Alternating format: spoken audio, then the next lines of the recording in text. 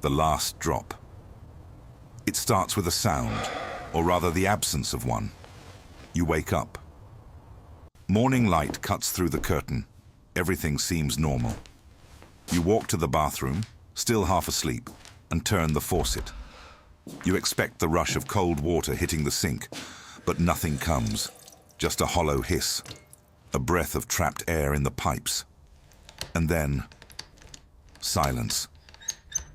You try again. Nothing. You go to the shower, turn the handle. Nothing. You run to the kitchen, open every faucet. Nothing. Just the empty echo of dry metal. Your first thought is simple. Broken pipe. A maintenance issue. Something the city will fix by noon. You grab your phone to check for updates, but the notification on your screen isn't from the water company. It's a presidential emergency alert. The words are cold and final. The Colorado River has officially reached dead pool status. Water distribution has ceased. You read it twice, 3 times. It doesn't make sense. Rivers don't just stop. But this one did. For decades, scientists warned that the American West was living on borrowed time. They said building cities like Phoenix and Las Vegas in the middle of a desert was an act of arrogance. We ignored them. We built golf courses in Arizona and almond farms in California, draining ancient aquifers faster than rain could ever refill them. We treated water as if it were infinite. But in 2027, the math finally caught up with reality. The mega drought, intensified by years of relentless heat waves, evaporated the snowpack in the Rockies before it could melt. The reservoirs of Lake Mead and Lake Powell, the beating hearts of the West, dropped below the intake pipes. The turbines stopped spinning. The river died. Day 3 without water. The panic is different from a financial crash. You can survive without money. You cannot survive 3 days without water. The supermarkets are stripped bare within hours. Bottled water becomes the most valuable commodity on Earth. A gallon trades for $50, then $100, then a gun. The heat is relentless. Without water, the air conditioning systems in massive office buildings and data centers begin to fail. They all rely on water-cooled towers. The grid strains. The concrete jungle of Los Angeles turns into a kiln. People begin to drink from swimming pools, boiling the chemical-laden water in a desperate attempt to stay hydrated. Hospitals are overwhelmed not by a virus, but by kidney failures and heat stroke. Emergency rooms become triage zones. Doctors choose who gets the last IV bag, who gets to live another day. You see your neighbor carrying jugs from his pool. His hands are shaking. His eyes are hollow. You don't judge him. You're thinking about doing the same. By the end of the first week, the Great Migration begins. It's the reverse of the Dust Bowl of the 1930s. Millions of Americans pack their cars, abandoning their homes in Nevada, Arizona, and Southern California. They head north toward Oregon, Washington, and Canada, or east toward the Mississippi. The interstates turn into parking lots. Cars run out of gas and are left on the side of the road, baking in the sun like metal coffins. But the northern states, fearing a collapse of their own resources, close their borders. State troopers block the highways. The United States begins to fracture into wet states and dry states. Tensions rise. Governors mobilize the National Guard not to fight a foreign enemy, but to guard reservoirs and aquifers from thirsty refugees. Families are turned away at gunpoint. Children cry in the back seats.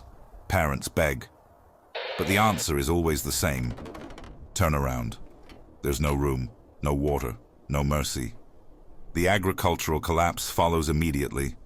The Central Valley of California, which produces 1/3 of the nation's vegetables and 2/3 of its fruits and nuts, turns into a dust bowl. The almond trees, which require gallons of water per nut, die standing up. They become dry skeletons, monuments to our greed. The cattle herds are culled because there's no water to give them. Food prices across the country skyrocket. A simple salad becomes a luxury item. The collapse of the West's agriculture sends shockwaves through the global food supply chain. Nations that relied on American exports begin to starve. The drought is no longer a local problem. It's a global famine event. Grocery stores ration what little they have left. Canned goods, dried beans, anything that doesn't need water to prepare. But even that runs out. People start breaking into warehouses, looting distribution centers. The thin veneer of civilization cracks wide open. Month 1. The cities of the desert are becoming ghost towns. Las Vegas, once a neon jewel visible from space, is dark and silent. The fountains of the Bellagio are dry concrete pits filled with sand. The lush golf courses of Palm Springs are brown wastelands. Without water to flush the sewage systems, sanitation collapses. Disease begins to spread in the refugee camps that have sprung up on the borders of the wet states.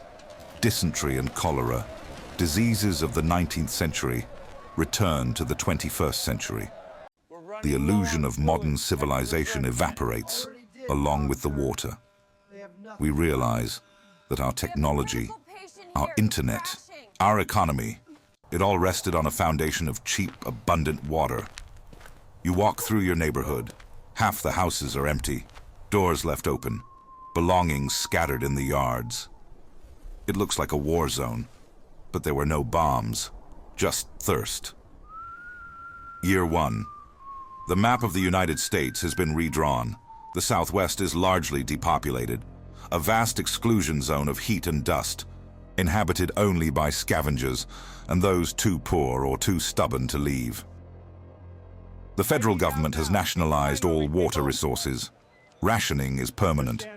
You scan a digital ID to receive your daily gallon. The era of green lawns and long showers is a myth told to children. We have entered the age of thirst.